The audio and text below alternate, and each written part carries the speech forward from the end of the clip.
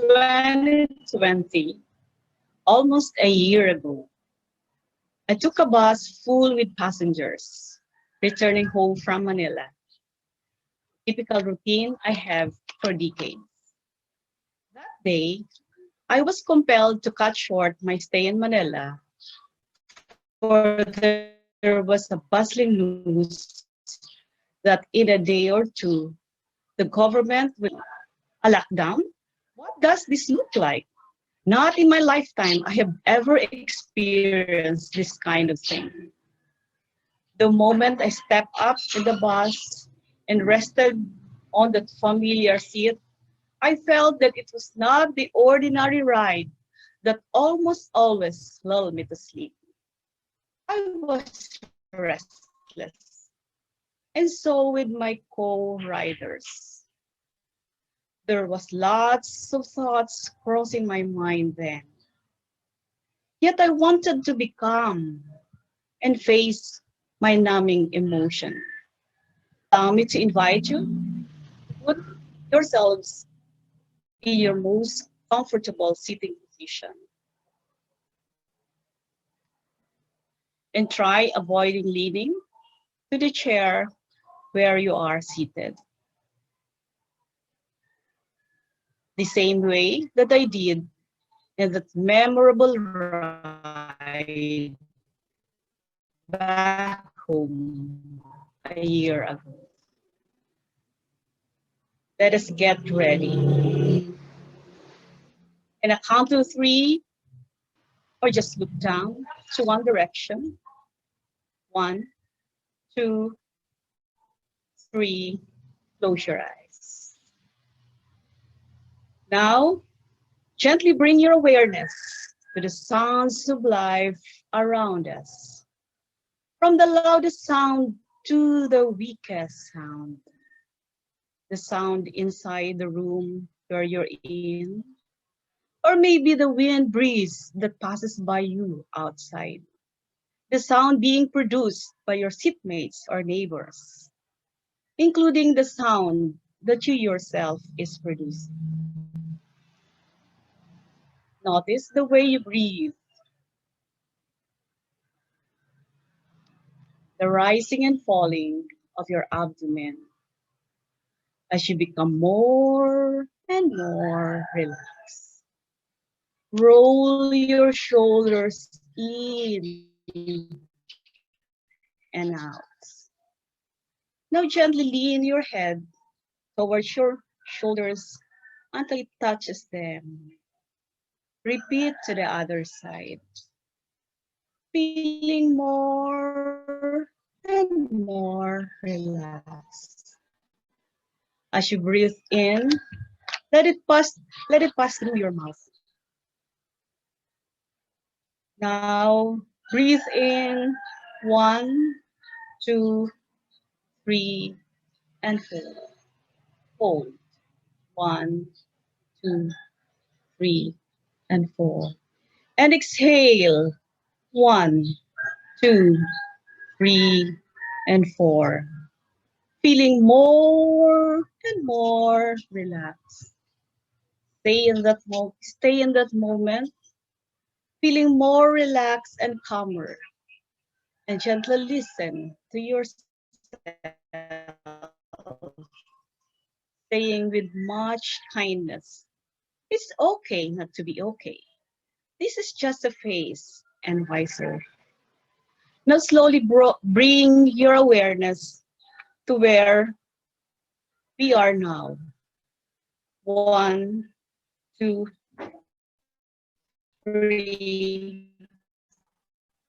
Open your eyes, evolve. Look around us, look around you, eyes, and smile. Year 2020 has finally bid goodbye. Much has been said and done about this year. Everyone seems to have words to describe it. Apparently, the whole world has experienced a relatively the same storm that has changed life so sudden and without warning. It was totally unprecedented. Along the way, all eyes were on the same storm, yet seemingly the riders are on different boats. Have you ever noticed on which boat are we riding? Who are our co-riders? In what direction are we heading to? A midlifer, found a calling and a health generally promising then, both as a person and as a profession. Then one morning, I just woke up dealing with an entirely different and unfamiliar world. Is this what I meant? What it meant to be in a lockdown, in a quarantine, the silence of my heart? I was rumbling in fears and undoubtedly in denial. How could this be so true? Plans were set and we were happily preparing. We were almost there, and now this? How could I possibly face this kind of world?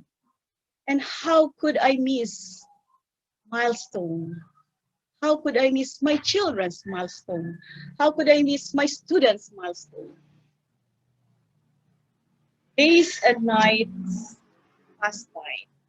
Noticeably, a new leaf of experience had been slowly evolving so spontaneously. I was beginning to discover what was out there in that unfamiliar world.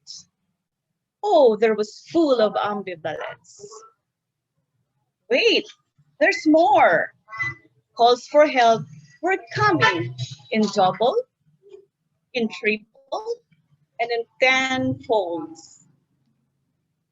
Well-meaning colleagues would say that this is the best time to be in the helping profession, when seemingly most people are experiencing anxiety, the fear of the unknown. The need to help was so overwhelming that even the wounded face their own enemy, and the anxious were called to listen to. The persons behind this, the counselors, helpers, coaches, doctors, teachers, and the like, are required to dare the dark, their own darkness included. And so, in retrospect, I asked myself, am I prepared for this? How could I possibly prepare myself without wasting time? I needed to be whole and perfectly well for others. Many answers crossed my mind, which I have known for some times. In fact, I have been talking about them a few times.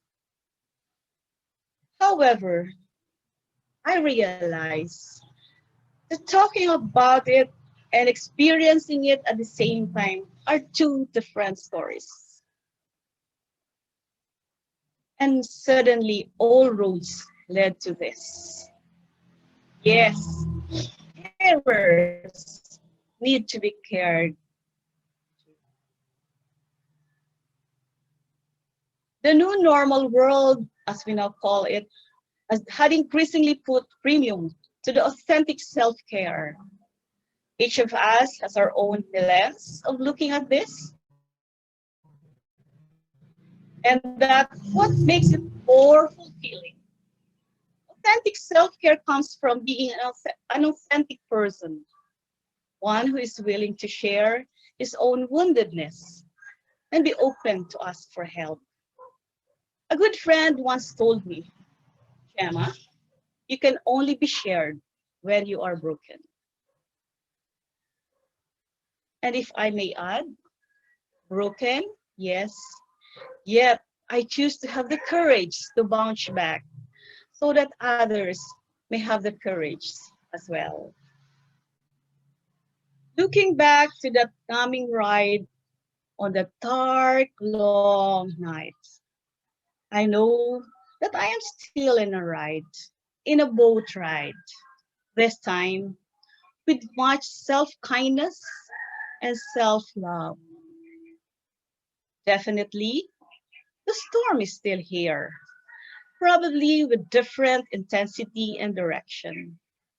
The fear for the unknown remains, yet yet I am consciously choosing to look at the brighter light of the tunnel.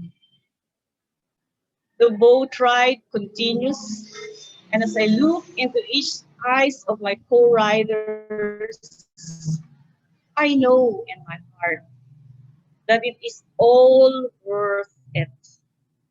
I am grateful that in my lifetime I had a chance to take the ride of life.